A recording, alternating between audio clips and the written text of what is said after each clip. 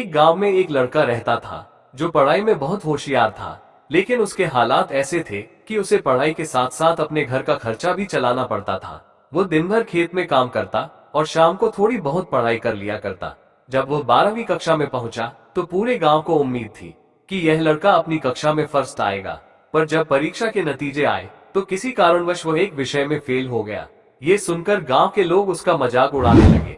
जब भी वह खेत की ओर जाता, लोग उसे ताने देते और उसका मनोबल गिराने की कोशिश करते। लड़का इन बातों से बहुत परेशान हो गया। उसने यह बात अपने उस्ताद को बताई।